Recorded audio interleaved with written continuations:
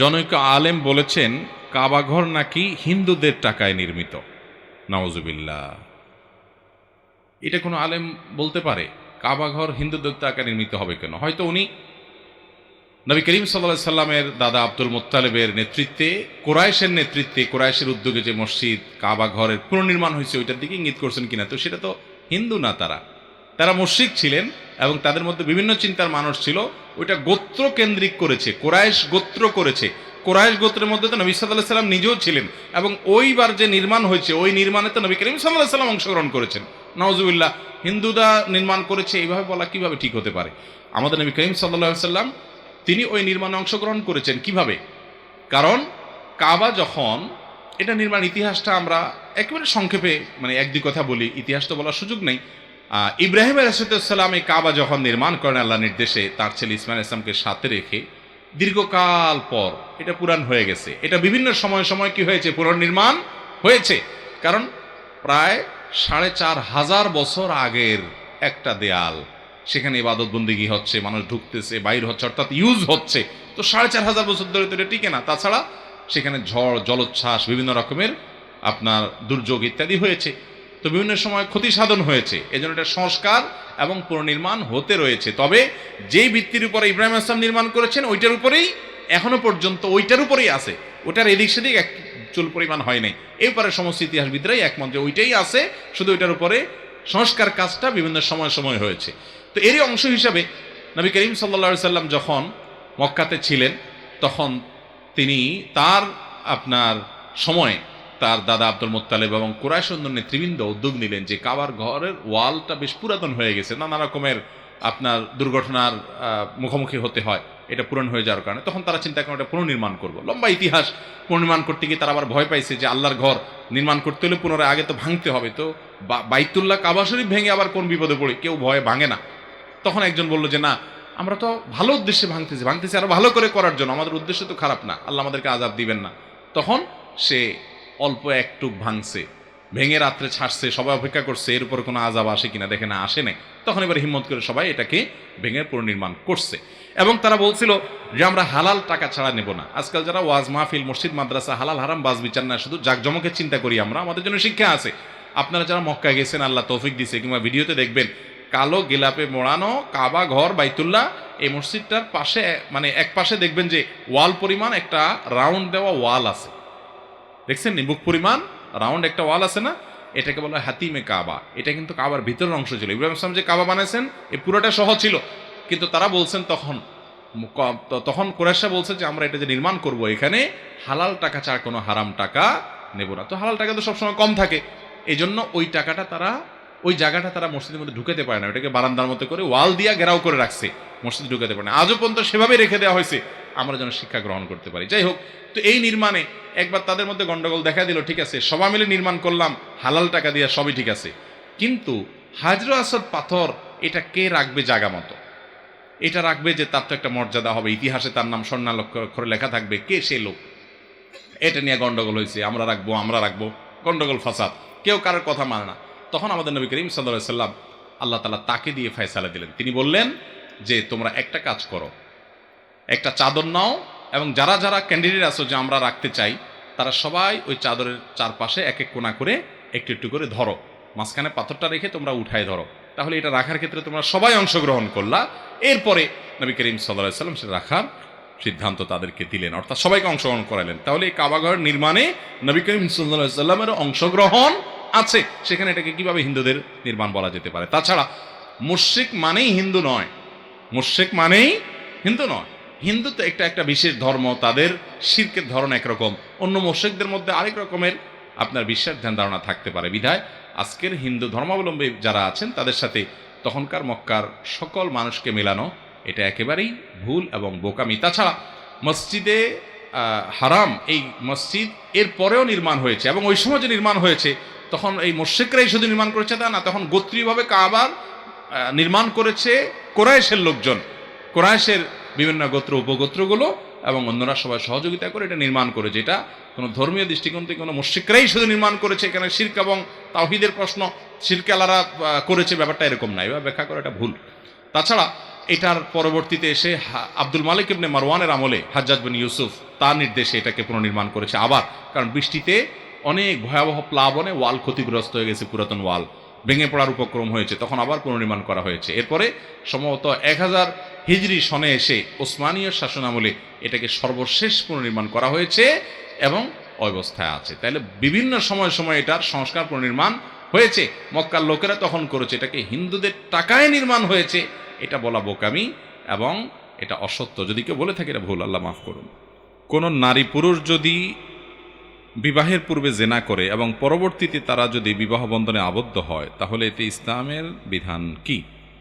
ভাইরা আমার, কোরআনে হাকিমে আল্লাহ রাব্বুল আলামিন বলেছেন, আয-যানি লা ইয়ানকিহু ইল্লা যানিয়াতান আও মুশরিকা ওয়াজ-যানিয়াতু লা ইয়ানকিহুহা ইল্লা যানিন আও মুশরিকুন।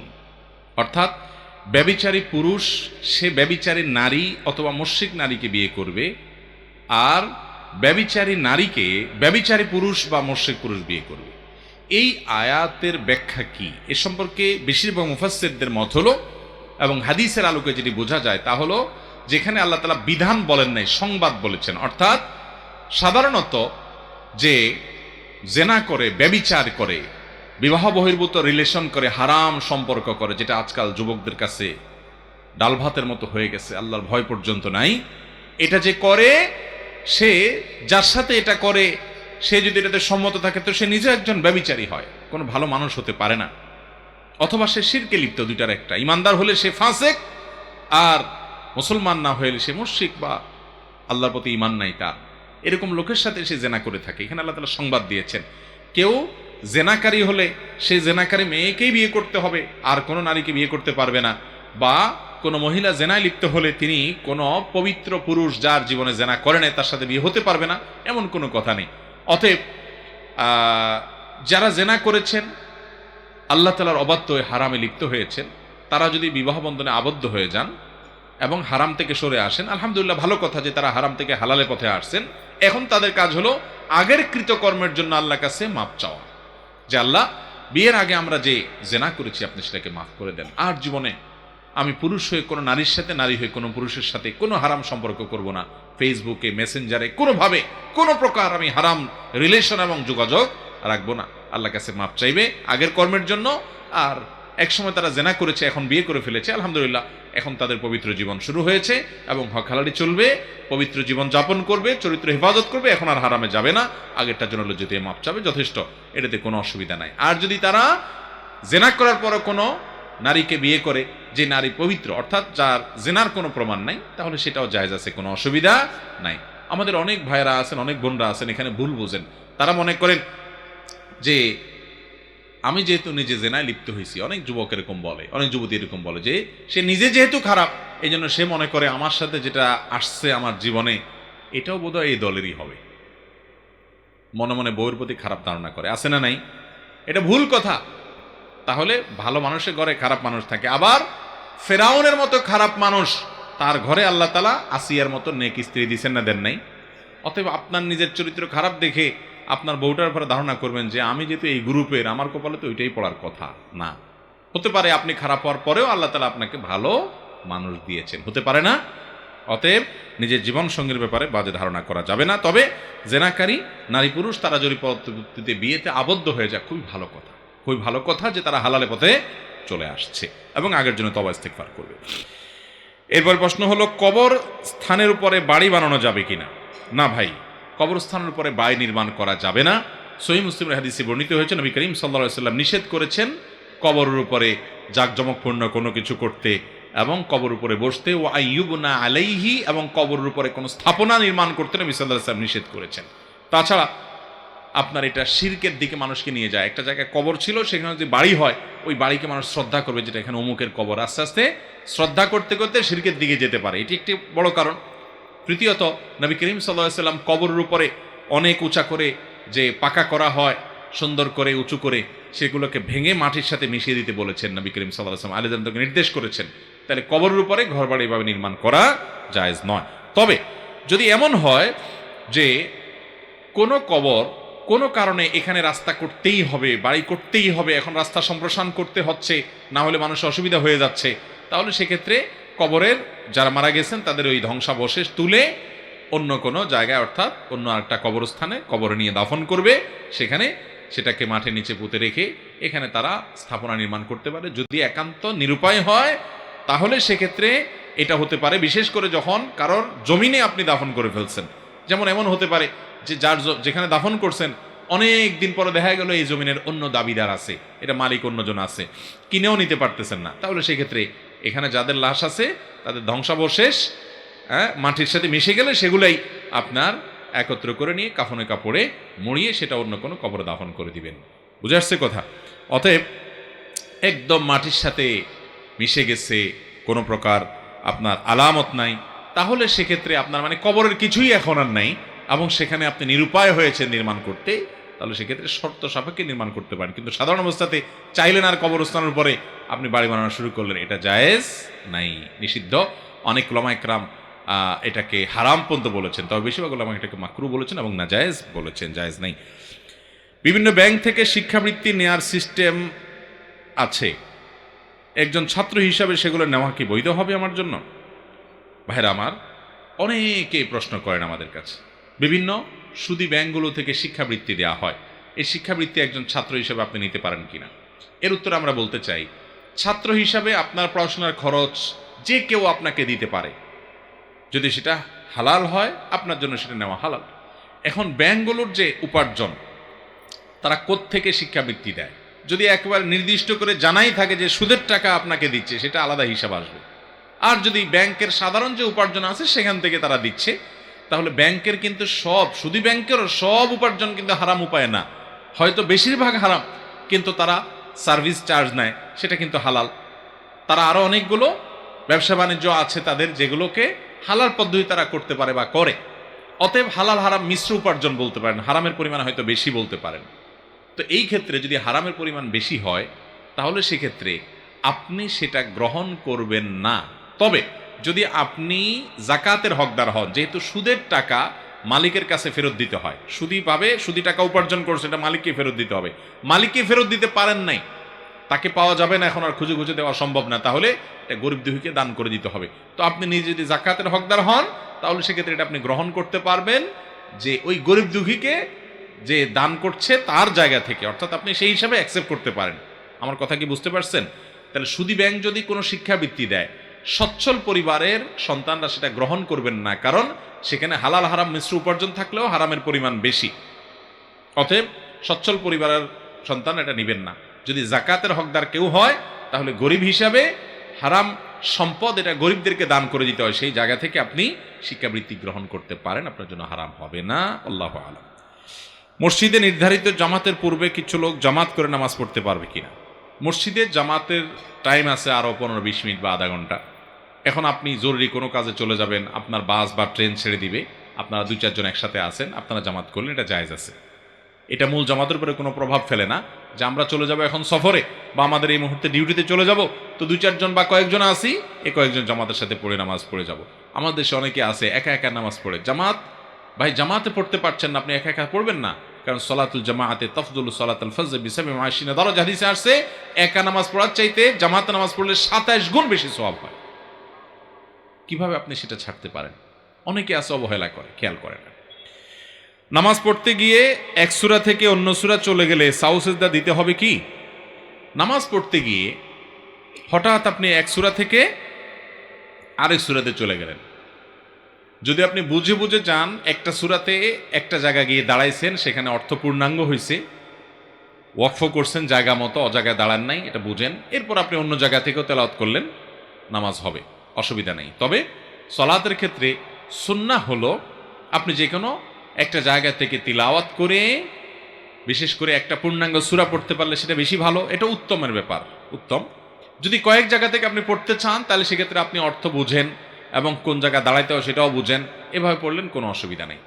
আর যদি এমন হয় যে আপনি অর্থ বুঝেন না কিন্তু ভুলে গেছেন, এক জায়গার থেকে হঠাৎ করে আর জায়গায় চলে গেছেন, মুসাবা আয়াত যেটাকে বলে, তাহলে এটা অনিচ্ছাকৃত হলে কোনো অসুবিধা নাই।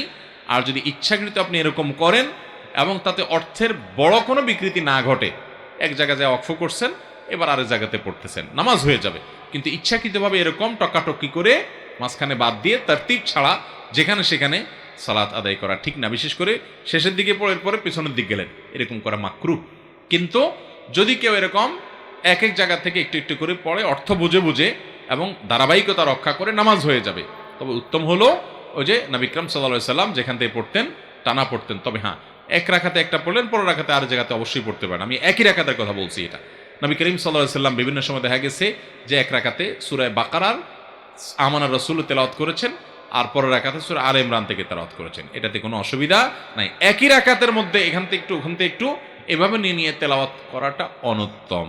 যদি করতে চান অর্থ বুঝে আপনি যদি করেন নামাজ হয়ে যাবে, কিন্তু উত্তম হলো ধারাবাহিকভাবে আপনি তেলাওয়াত করা। এরপরে প্রশ্ন হলো, আজান অথবা একামতের মধ্যে যদি ভুল করে তাহলে পুনরায় আজান বা একামত দেওয়া লাগবে কি? আজান বা একামতের মধ্যে ভুল হতে পারে। যদি কেউ, বিশেষ করে অনেকে হঠাৎ আজান দিছে, আগে দেয় নাই, ভড়কে গেছে, যদি কোনো বাক্য বাদ যায় বা ভুল হয় এবং আজানের মধ্যেই আপনার মনে পড়ছে, একামতের মধ্যেই ভেতরে থাকতে থাকতে মনে পড়ছে, তাহলে সাথে সাথে ওইটা আবার রিপিট করে নেবেন। এক বাক্য পেছন থেকে গিয়ে দরকার হলে আবার ওইটা পড়ে নেবেন, তাতে আজান হয়ে যাবে, একামত হয়ে যাবে। আর যদি আবার শুরু থেকে দেন তাতেও হয়ে যাবে, কিন্তু শুরুতে দেওয়া জরুরি না, আপনি রিপিট করলেই হয়ে যাবে। কথার কথা, আপনি আশহাদু আল্লা ইলাহা ইল্লাল্লাহ বলে আপনি হাইয়া আলা শুরু করছেন, আশহাদু আন্না মুহাম্মাদুর রাসূলুল্লাহ বলেন নাই, অথবা আশহাদু আন্না মুহাম্মাদুর রাসূলুল্লাহ একবার বলে হাইয়া আলা সালাত চলে গেছেন, এরপরে মনে হয়েছে, তাহলে আবার পেছনে গিয়ে আশহাদু আন্না মুহাম্মাদুর রাসূলুল্লাহ আরেকবার বলে তারপর আপনি এবার হাইয়া আলা সালাতে চলে যান। এভাবে আজান একামত দিতে পারবেন, কোনো অসুবিধা নেই। আর যদি আপনার আজান একামতের বাক্যের মধ্যে ব্যাপক কোনো বিকৃতি ঘটান, পরিবর্তন ঘটান, এটা শিআর ইসলাম, তাহলে সেটা কিন্তু ইচ্ছাকৃত এরকম করলে সেটা কি হবে না? জায়েজ হবে না। বলে এরকম হয়েছে, তাহলে আপনি এটাকে রিপিট করতে পারেন। আজান দেওয়া শেষ, একামত দেওয়া শেষ, এরপরে আপনাকে কেউ বলতেছে আরে তুমি তো এটা বাদ দিছো, অথবা আপনার মনে হলো এটা তো ভুল বলছেন, তাহলে আবার নতুন করে আজান বা একামত দিবেন। কথা কি বুঝাতে পারছি? যদি নতুন করে না দেয় নামাজ হয়ে যাবে, কিন্তু মাকরু হবে, কারণ আজান একামত দিয়ে নামাজ আদায় করাই হলো সুন্নাতে মুআক্কাদা, গুরুত্বপূর্ণ সুন্নাহ। বিধায় আপনি ভুল হলে আজানের মধ্যে থাকলে, একামতের ভেতরে থাকলে ভেতরেই ওটাকে ঠিক করে ফেলবেন, আবার পিছন থেকে গিয়া, আর শেষ করার পরে মনে হলে আবার শুরু থেকে পড়বেন। কোরআনের একটি আয়াত আছে যে তোমরা কোরআনের আয়াতকে স্বল্প মূল্যে বিক্রি করিও না। এটার অর্থ কি? মূল্য নাকি কোরআনের সম্মানের কথা বলা হয়েছে? ভাইরা, এটা মূলত ইয়াহুদীদের সম্পর্কে আল্লাহ তাআলা বলেছেন, ওয়ালা তাশতারু বিআয়াতি সামানান কালিলা, আমার আয়াতের বিনিময় সামান্য সামান্য আপনার মূল্য এটা তোমরা নিও না। তার মানে সামান্য মূল্য নিও না মানে কি অনেক মূল্য নিও না? সামান্য মূল্য বলতে বোঝানো হয়েছে গোটা পৃথিবীতে যা আছে পুরোটাই সামান্য কোরআনের বিনিময়। অতএব এটার বিনিময়, দুনিয়ার বিনিময়, দুনিয়ার স্বার্থের বিনিময় আল্লাহর কোরআনকে বিক্রি করে দিও না। এখানে কি উদ্দেশ্য নেওয়া হয়েছে? মুফাসসিরিনে কেরাম এর সবচেয়ে প্রসিদ্ধ মত হলো, ইহুদিদের মধ্যে একটা চরিত্র ছিল, সেটা হলো যে তারা কোনো পয়সাওয়ালা মানুষ টাকা পয়সা দিয়ে দিলে আল্লাহর অনেক বিধানকে গোপন রাখত।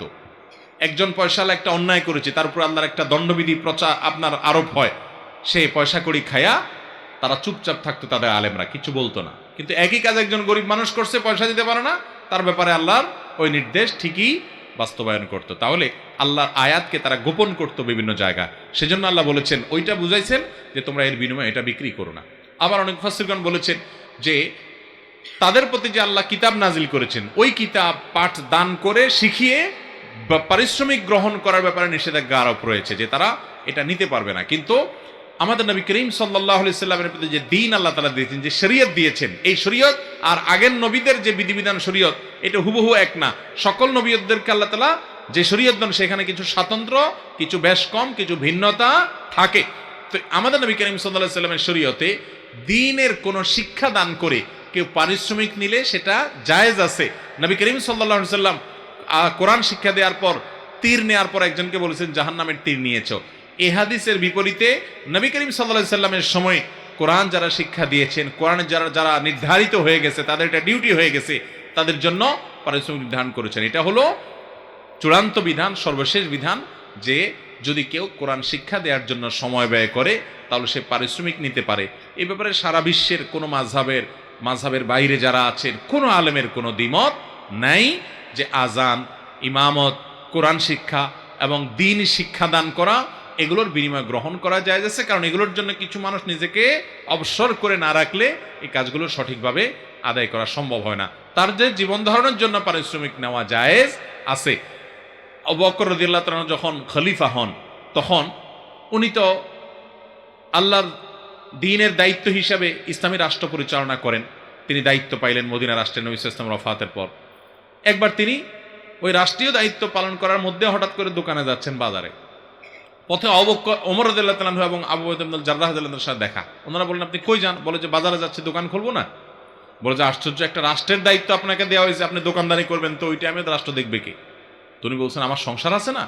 তখন ওরা বললেন যে না, রাষ্ট্রীয় কোষাগার থেকে আপনাকে ভাতা দেওয়া হবে, সেটা দিয়ে আপনার সংসার চলবে, আর আপনার সময়টা পুরোটা আল্লাহর দ্বীনের জন্য, ইসলামী রাষ্ট্রের জন্য আপনি ব্যয় করবেন।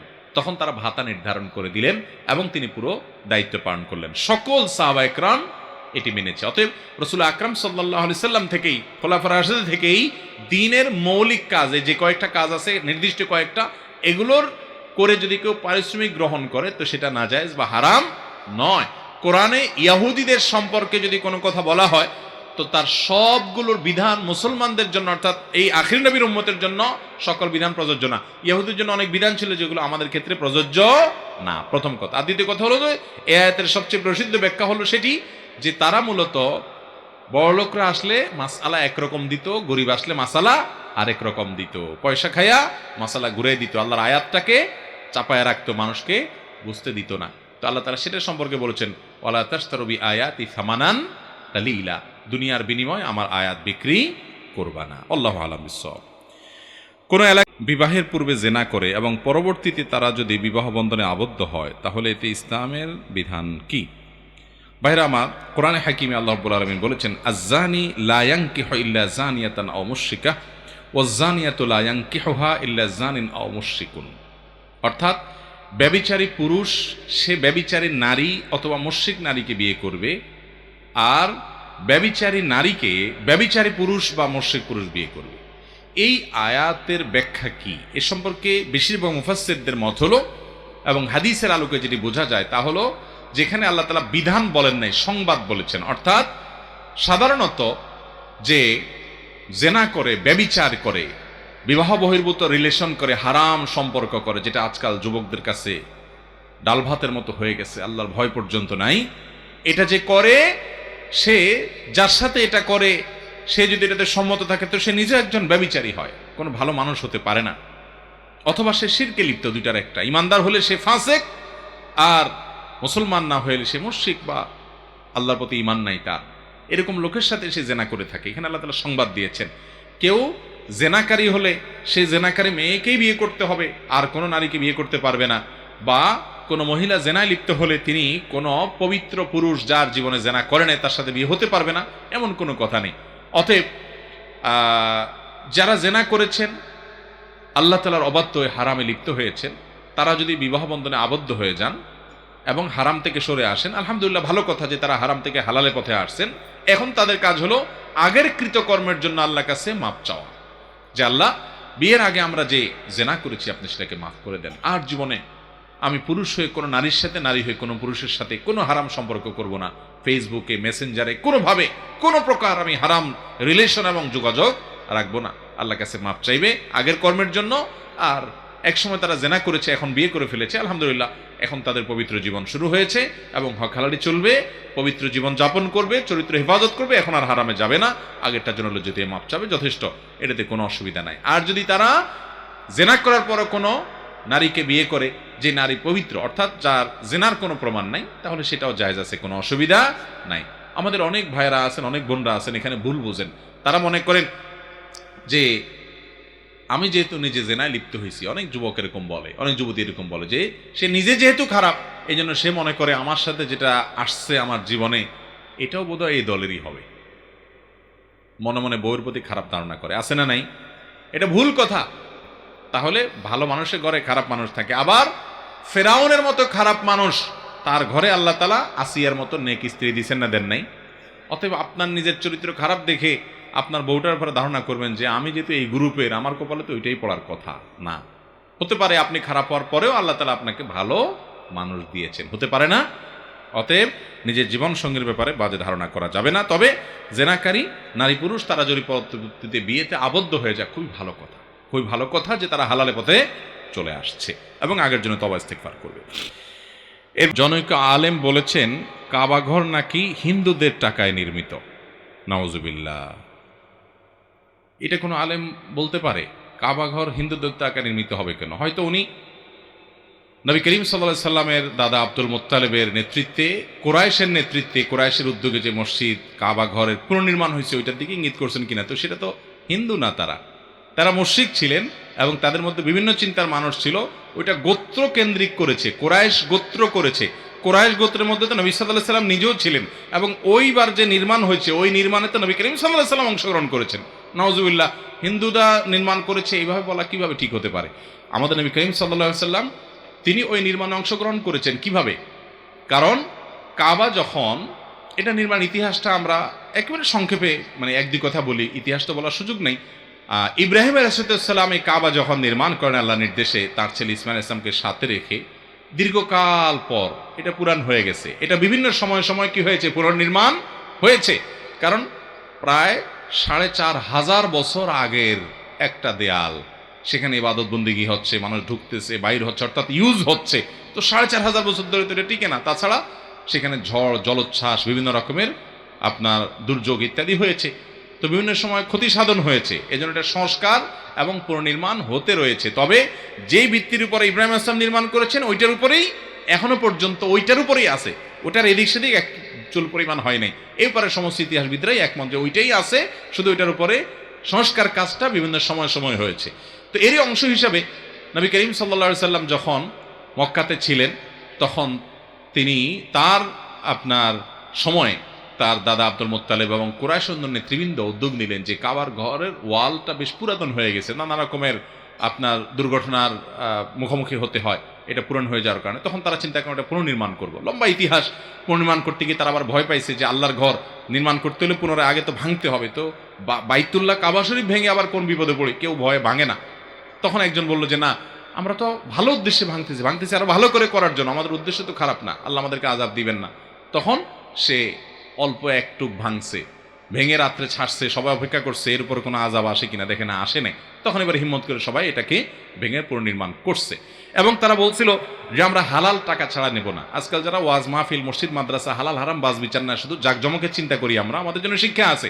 আপনারা যারা মক্কা গেছেন, আল্লাহ তৌফিক দিছে, কিংবা ভিডিওতে দেখবেন কালো গেলাপে মোড়ানো কাবা ঘর বাইতুল্লাহ, এই মসজিদটার পাশে মানে এক পাশে দেখবেন যে ওয়াল পরিমাণ একটা রাউন্ড দেওয়া ওয়াল আছে, দেখছেন বুক পরিমাণ রাউন্ড একটা ওয়াল আছে না, এটাকে বলা হয় হাতিমে কাবা। এটা কিন্তু কাবার ভিতরের অংশ ছিল। ইব্রাহিম ইসলাম যে কাবা বানাইছেন এই পুরোটা সহ ছিল, কিন্তু তারা বলছেন তখন কুরাইশরা বলছে যে আমরা এটা যে নির্মাণ করব এখানে হালাল টাকা ছাড়া কোনো হারাম টাকা নেব না। তো হালাল টাকা তো সবসময় কম থাকে, এই জন্য ওই টাকাটা তারা, ওই জায়গাটা তারা মসজিদের মধ্যে ঢুকাতে পারে না, ওটাকে বারান্দার মতো করে ওয়াল দিয়া ঘেরাও করে রাখছে, মসজিদে ঢুকাতে পারে না। আজও পর্যন্ত সেভাবে রেখে দেওয়া হয়েছে আমরা যেন শিক্ষা গ্রহণ করতে পারি। যাই হোক, তো এই নির্মাণে একবার তাদের মধ্যে গন্ডগোল দেখা দিল। ঠিক আছে, সবাই মিলে নির্মাণ করলাম হালাল টাকা দিয়ে, সবই ঠিক আছে, কিন্তু হাজর আসদ পাথর এটা কে রাখবে জায়গা মতো? এটা রাখবে যে তার তো একটা মর্যাদা হবে, ইতিহাসে তার নাম স্বর্ণাক্ষরে লেখা থাকবে, কে সেই লোক? এটা নিয়ে গন্ডগোল হয়েছে, আমরা রাখবো, গন্ডগোল ফাসাদ, কেউ কারোর কথা মানে না। তখন আমাদের নবী করিম সাল্লাল্লাহু আলাইহি সাল্লাম আল্লাহ তাআলা তাকে দিয়ে ফয়সালা দিলেন। তিনি বললেন যে তোমরা একটা কাজ করো, একটা চাদর নাও এবং যারা যারা ক্যান্ডিডেট আছো যে আমরা রাখতে চাই, তারা সবাই ওই চাদরের চারপাশে এক এক কোণা করে একটু একটু করে ধরো, মাঝখানে পাথরটা রেখে তোমরা উঠায় ধরো, তাহলে এটা রাখার ক্ষেত্রে তোমরা সবাই অংশগ্রহণ করলা। এরপরে নবী করিম সাল্লাল্লাহু আলাইহি সাল্লাম সেটা রাখার সিদ্ধান্ত তাদেরকে দিলেন, অর্থাৎ সবাইকে অংশগ্রহণ করালেন। তাহলে এই কাবাঘর নির্মাণে নবী করিম সাল্লাল্লাহু আলাইহি সাল্লামের অংশগ্রহণ আছে, সেখানে এটাকে কিভাবে হিন্দুদের নির্মাণ বলা যেতে পারে? তাছাড়া মুশরিক মানেই হিন্দু নয়, মুশরিক মানেই হিন্দু নয়। হিন্দু তো একটা বিশেষ ধর্ম, তাদের শিরকের ধরন একরকম, অন্য মুশরিকদের মধ্যে আরেক রকমের আপনার বিশ্বাস ধ্যান ধারণা থাকতে পারে। বিধায় আজকের হিন্দু ধর্মাবলম্বী যারা আছেন তাদের সাথে তখনকার মক্কার সকল মানুষকে মেলানো এটা একেবারেই ভুল এবং বোকামি। তাছাড়া মসজিদে হারাম, এই মসজিদ এর পরেও নির্মাণ হয়েছে এবং ওই সময় যে নির্মাণ হয়েছে তখন এই মুশরিকরাই শুধু নির্মাণ করেছে তা না, তখন গোত্রীয়ভাবে কাবার নির্মাণ করেছে কুরাইশের লোকজন, কুরাইশের বিভিন্ন গোত্র উপগোত্রগুলো এবং অন্যরা সবাই সহযোগিতা করে এটা নির্মাণ করেছে। এটা কোনো ধর্মীয় দৃষ্টিকোণ থেকে কোনো মুশরিকরাই শুধু নির্মাণ করেছে, এখানে শিরক এবং তাওহীদের প্রশ্ন শিরক আলারা করেছে, ব্যাপারটা এরকম না, এবার ব্যাখ্যা করা এটা ভুল। তাছাড়া এটার পরবর্তীতে এসে আব্দুল মালিক ইবনে মারওয়ানের আমলে হাজ্জাজ বিন ইউসুফ তার নির্দেশে এটাকে পুনর্নির্মাণ করেছে আবার, কারণ বৃষ্টিতে অনেক ভয়াবহ প্লাবনে ওয়াল ক্ষতিগ্রস্ত হয়ে গেছে, পুরাতন ওয়াল। ভেঙে পড়ার উপক্রম হয়েছে, তখন আবার পুনর্নির্মাণ করা হয়েছে। এরপরে সম্ভবত 1000 হিজরি সনে এসে ওসমানীয় শাসনামলে এটাকে সর্বশেষ পুনর্নির্মাণ করা হয়েছে এবং অবস্থায় আছে। তাহলে বিভিন্ন সময় সময় এটার সংস্কার পুনর্নির্মাণ হয়েছে। মক্কার লোকেরা তখন করেছে, এটাকে হিন্দুদের টাকায় নির্মাণ হয়েছে, এটা বলা বোকামি এবং এটা অসত্য। যদি কেউ বলে থাকে এটা ভুল, আল্লাহ মাফ করুন। কোন নারী পুরুষ যদি বিবাহের পূর্বে জেনা করে এবং পরবর্তীতে তারা যদি বিবাহ বন্ধনে আবদ্ধ হয়, তাহলে এতে ইসলামের বিধান কি?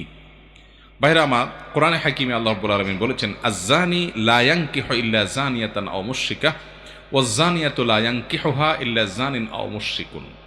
অর্থাৎ ব্যভিচারী পুরুষ সে ব্যভিচারী নারী অথবা মুশরিক নারীকে বিয়ে করবে, আর ব্যভিচারী নারীকে ব্যভিচারী পুরুষ বা মুশরিক পুরুষ বিয়ে করবে। এই আয়াতের ব্যাখ্যা কি এ সম্পর্কে বেশিরভাগ মুফাসসিরদের মত হলো, এবং হাদিসের আলোকে যেটি বোঝা যায় তা হলো, যেখানে আল্লাহ তাআলা বিধান বলেন নাই, সংবাদ বলেছেন। অর্থাৎ সাধারণত যে জেনা করে, ব্যভিচার করে, বিবাহ বহির্ভূত রিলেশন করে, হারাম সম্পর্ক করে, যেটা আজকাল যুবকদের কাছে ডাল ভাতের মতো হয়ে গেছে, আল্লাহর ভয় পর্যন্ত নাই, এটা যে করে, সে যার সাথে এটা করে সে যদি এটাতে সম্মত থাকে তো সে নিজে একজন ব্যভিচারী হয়, কোনো ভালো মানুষ হতে পারে না। অথবা সে শিরকে লিপ্ত, দুইটার একটা। ইমানদার হলে সে ফাসেক, আর মুসলমান না হলে সে মুশরিক বা আল্লাহর প্রতি ঈমান নাই তার। এরকম লোকের সাথে সে জেনা করে থাকে। এখানে আল্লাহ তাআলা সংবাদ দিয়েছেন, কেউ জেনাকারী হলে সে জেনাকারী মেয়েকেই বিয়ে করতে হবে, আর কোনো নারীকে বিয়ে করতে পারবে না। বা কোনো মহিলা জেনায় লিপ্ত হলে তিনি কোনো পবিত্র পুরুষ যার জীবনে জেনা করে নাই তার সাথে বিয়ে হতে পারবে না, এমন কোনো কথা নেই। অতএব যারা জেনা করেছেন, আল্লাহ তাআলার অবাধ্য হয়ে হারামে লিপ্ত হয়েছেন, তারা যদি বিবাহ বন্ধনে আবদ্ধ হয়ে যান এবং হারাম থেকে সরে আসেন, আলহামদুলিল্লাহ, ভালো কথা যে তারা হারাম থেকে হালালের পথে আসছেন। এখন তাদের কাজ হলো আগের কৃতকর্মের জন্য আল্লাহর কাছে মাপ চাওয়া, যে আল্লাহ, বিয়ের আগে আমরা যে জেনা করেছি আপনি সেটাকে মাফ করে দেন, আর জীবনে আমি পুরুষ হয়ে কোনো নারীর সাথে, নারী হয়ে কোনো পুরুষের সাথে কোনো হারাম সম্পর্ক করব না। ফেসবুকে, মেসেঞ্জারে কোনোভাবে কোনো প্রকার আমি হারাম রিলেশন এবং যোগাযোগ রাখবো না। আল্লাহর কাছে মাপ চাইবে আগের কর্মের জন্য। আর একসময় তারা জেনা করেছে, এখন বিয়ে করে ফেলেছে, আলহামদুলিল্লাহ, এখন তাদের পবিত্র জীবন শুরু হয়েছে এবং হক হালালি চলবে, পবিত্র জীবন যাপন করবে, চরিত্র হেফাজত করবে, এখন আর হারামে যাবে না। আগেরটার জন্য যদি মাপ চাবে যথেষ্ট, এটাতে কোনো অসুবিধা নাই। আর যদি তারা জেনা করার পরও কোনো নারীকে বিয়ে করে, যে নারী পবিত্র, অর্থাৎ যার জেনার কোনো প্রমাণ নাই, তাহলে সেটাও জায়েজ আছে, কোনো অসুবিধা নাই। আমাদের অনেক ভাইরা আছেন, অনেক বোনরা আছেন, এখানে ভুল বুঝেন। তারা মনে করেন যে আমি যেহেতু নিজে জেনায় লিপ্ত হয়েছি, অনেক যুবক এরকম বলে, অনেক যুবতী এরকম বলে, যে সে নিজে যেহেতু খারাপ, এই জন্য সে মনে করে আমার সাথে যেটা আসছে আমার জীবনে এটাও বোধহয় এই দলেরই হবে। মনে মনে বউয়ের প্রতি খারাপ ধারণা করে, আছে না নাই? এটা ভুল কথা।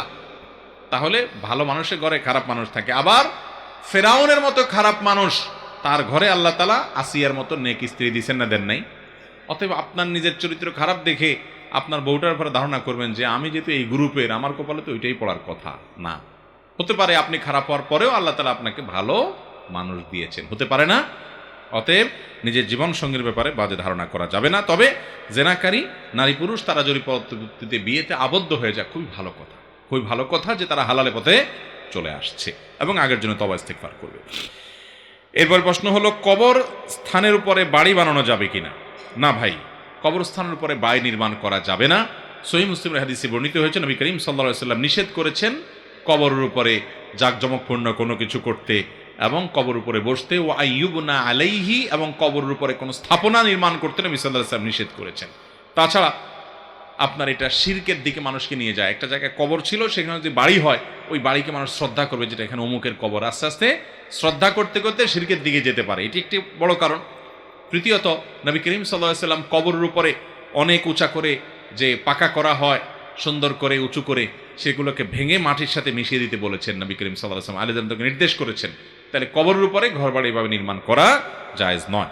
তবে যদি এমন হয় যে কোনো কবর কোনো কারণে এখানে রাস্তা করতেই হবে, বাড়ি করতেই হবে, এখন রাস্তা সম্প্রসারণ করতে হচ্ছে, না হলে মানুষের অসুবিধা হয়ে যাচ্ছে, তাহলে সেক্ষেত্রে কবরের যারা মারা গেছেন তাদের ওই ধ্বংসাবশেষ তুলে অন্য কোনো জায়গায়, অর্থাৎ অন্য একটা কবরস্থানে কবরে নিয়ে দাফন করবে, সেখানে সেটাকে মাঠে নিচে পুঁতে রেখে এখানে তারা স্থাপনা নির্মাণ করতে পারে। যদি একান্ত নিরুপায় হয় তাহলে সেক্ষেত্রে এটা হতে পারে, বিশেষ করে যখন কারোর জমিনে আপনি দাফন করে ফেলছেন।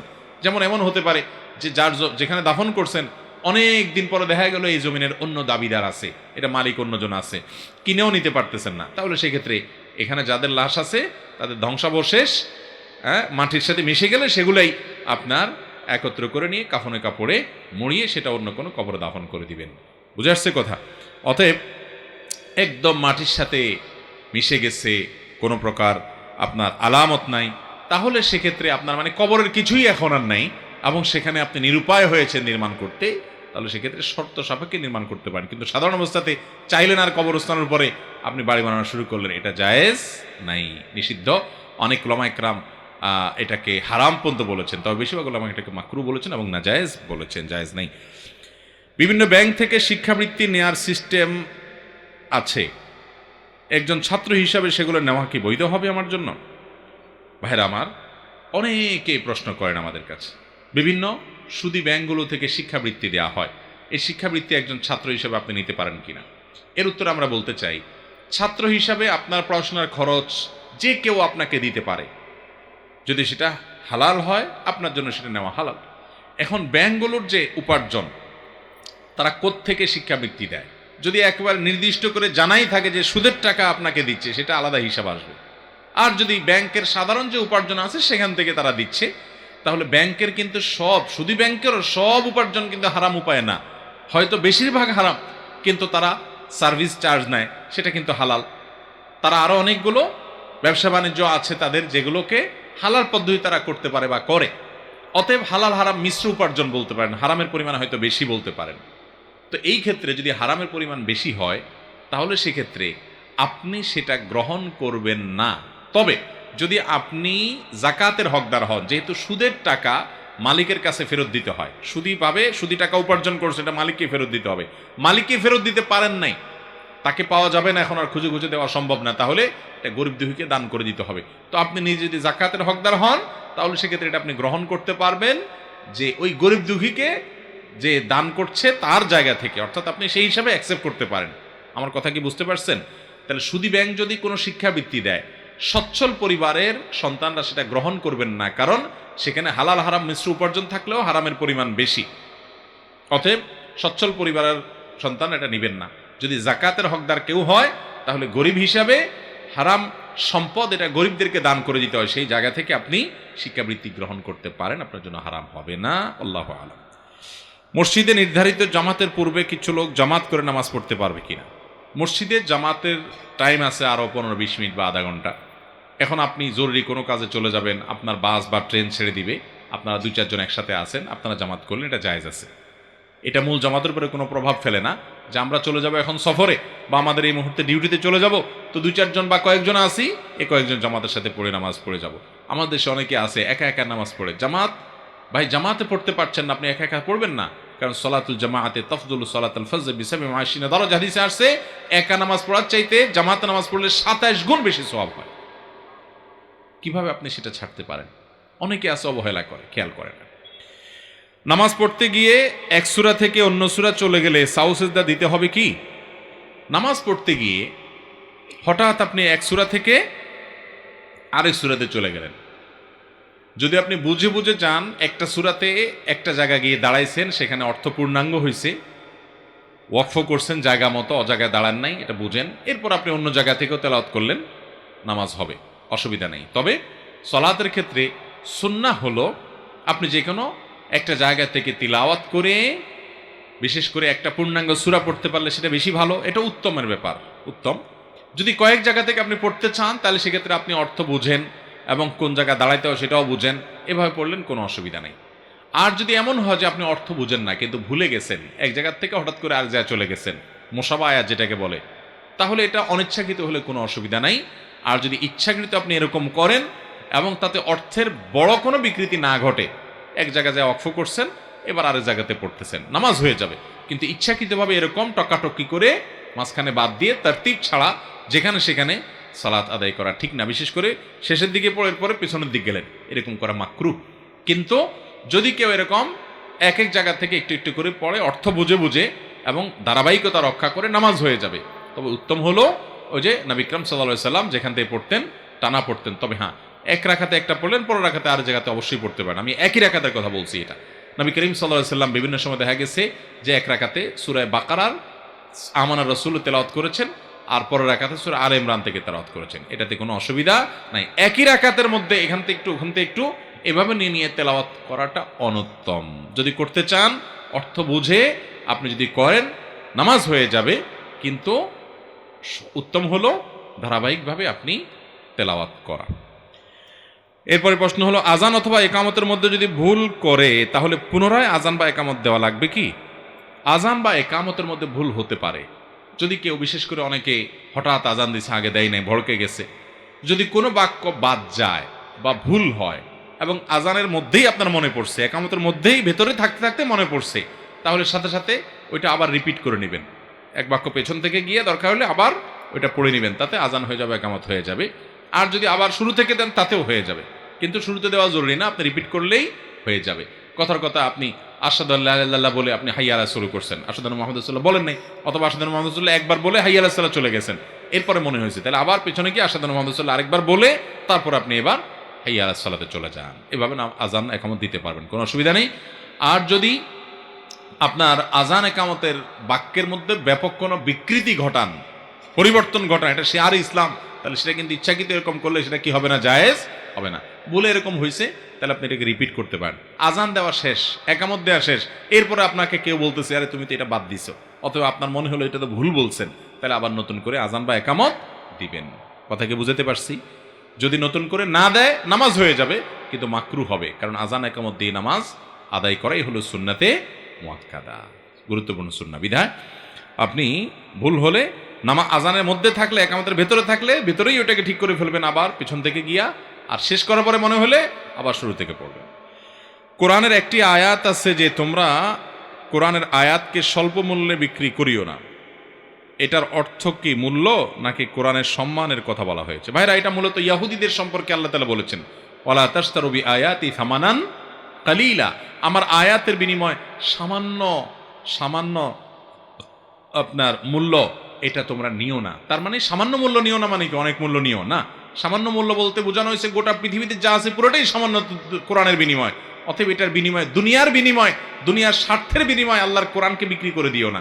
এখানে কি উদ্দেশ্য নেওয়া হয়েছে? মুফাসসিরিনে কেরাম এর সবচেয়ে প্রসিদ্ধ মত হলো, ইহুদীদের মধ্যে একটা চরিত্র ছিল, সেটা হলো যে তারা কোনো পয়সাওয়ালা মানুষ টাকা পয়সা দিয়ে দিলে আল্লাহর অনেক বিধানকে গোপন রাখত। একজন পয়সাওয়ালা একটা অন্যায় করেছে, তার উপর আল্লাহর একটা দণ্ডবিধি আপনার আরোপ হয়, সে পয়সা কড়ি খায়া তারা চুপচাপ থাকতো, তাদের আলেমরা কিছু বলতো না। কিন্তু একই কাজ একজন গরিব মানুষ করছে, পয়সা দিতে পারে না, তার ব্যাপারে আল্লাহর ওই নির্দেশ ঠিকই বাস্তবায়ন করত। তাহলে আল্লাহর আয়াতকে তারা গোপন করত বিভিন্ন জায়গায়, সেজন্য আল্লাহ বলেছেন, ওইটা বুঝাইছেন যে তোমরা এর বিনিময়ে এটা বিক্রি করো না। আবার অনেক মুফাসসিরগণ বলেছেন যে তাদের প্রতি যে আল্লাহ কিতাব নাজিল করেছেন, ওই কিতাব পাঠ দান করে শিখিয়ে পারিশ্রমিক গ্রহণ করার ব্যাপারে নিষেধাজ্ঞা আরোপ রয়েছে, যে তারা এটা নিতে পারবে না। কিন্তু আমাদের নবী করিম সাল্লাল্লাহু আলাইহি সাল্লামের প্রতি যে দ্বীন আল্লাহ তাআলা দিয়েছেন, যে শরীয়ত দিয়েছেন, এই শরীয়ত আর আগের নবীদের যে বিধিবিধান শরীয়ত, এটা হুবহু এক না। সকল নবীদেরকে আল্লাহ তাআলা যে শরীয়ত দেন, সেখানে কিছু স্বাতন্ত্র্য, কিছু বেশ কম, কিছু ভিন্নতা থাকে। তো আমাদের নবী করিম সাল্লাল্লাহু আলাইহি সাল্লামের শরীয়তে দ্বীনের কোনো শিক্ষা দান করে কেউ পারিশ্রমিক নিলে সেটা জায়েজ আছে। নবী করিম সাল্লাল্লাহু আলাইহি সাল্লাম কোরআন শিক্ষা দেওয়ার পর তীর নেওয়ার পর একজনকে বলেছেন জাহান্নামের তীর নিয়েছো। এই হাদিসের বিপরীতে নবী করিম সাল্লাল্লাহু আলাইহি সাল্লামের সময় কোরআন যারা শিক্ষা দিয়েছেন, কোরআনের যারা নির্ধারিত হয়ে গেছে, তাদের এটা ডিউটি হয়ে গেছে, তাদের জন্য পারিশ্রমিক নির্ধারণ করেছেন। এটা হলো চূড়ান্ত বিধান, সর্বশেষ বিধান, যে যদি কেউ কোরআন শিক্ষা দেওয়ার জন্য সময় ব্যয় করে তাহলে সে পারিশ্রমিক নিতে পারে। এই ব্যাপারে সারা বিশ্বের কোনো মাযহাবের বাইরে যারা আছেন, কোনো আলেমের কোনো দ্বিমত নাই যে আজান, ইমামত, কোরআন শিক্ষা এবং দ্বীন শিক্ষাদান করা, এগুলোর বিনিময় গ্রহণ করা যায় আছে। কারণ এগুলোর জন্য কিছু মানুষ নিজেকে অবসর করে না রাখলে এই কাজগুলো সঠিকভাবে আদায় করা সম্ভব হয় না। তার যে জীবন ধারণের জন্য পারিশ্রমিক নেওয়া জায়েজ আছে।